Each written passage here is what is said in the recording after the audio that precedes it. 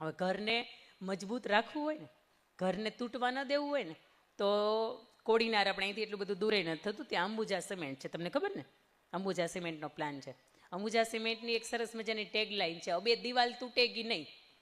અંબુજા સિમેન્ટથી ચણેલી દિવાલ છે, સિમેન્ટવાળા એવું કહેતા હોય કે આ દિવાલ તૂટશે નહીં.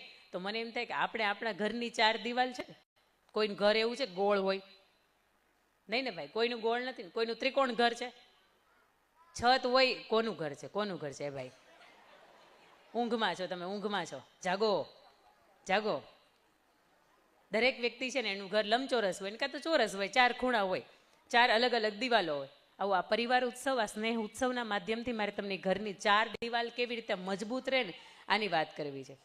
તમે ગામડાના મકાનની અંદર, નળિયાવાળા મકાનની અંદર રહ્યા છો ને તો તમને ખબર છે કે ઝીણા ઝીણા નાના નાના એકાદું નળિયું ઉડી ગયું હોય ને તો ઝીણા ઝીણા રજકણ હોય ને એનું એક ચાંદડું હોય, અને રજકણને આપણે ગમે એટલા પકડીએ ને છતાંય પકડાય નહીં. આપણે નાના હતા ત્યારે ચાંદડતા રમતા.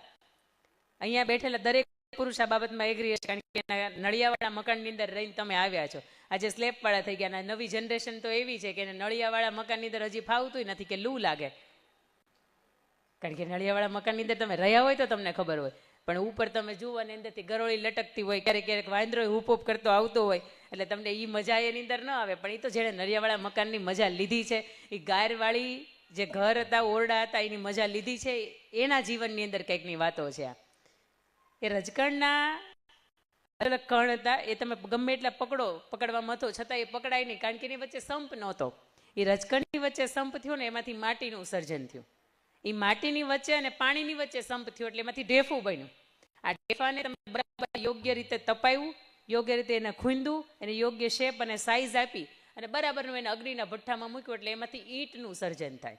અહીંયા વેપારી મિત્રો જે બિલ્ડિંગ લાઇનની સાથે જોડાયેલા છે એને ખબર છે, આ ઈંટ, ઝીણી રેતી, સિમેન્ટ અને પાણી, આ બધાની વચ્ચે સંપ થાય ને તો એમાંથી ઘરની એક દિવાલ બને. આવી 4 દિવાલ બને ને, ઉપર મોભારું બને અને નીચે ભોંયતળિયું બને. આ બધામાંથી બને એને શું કહેવાય? એને મકાન કહેવાય.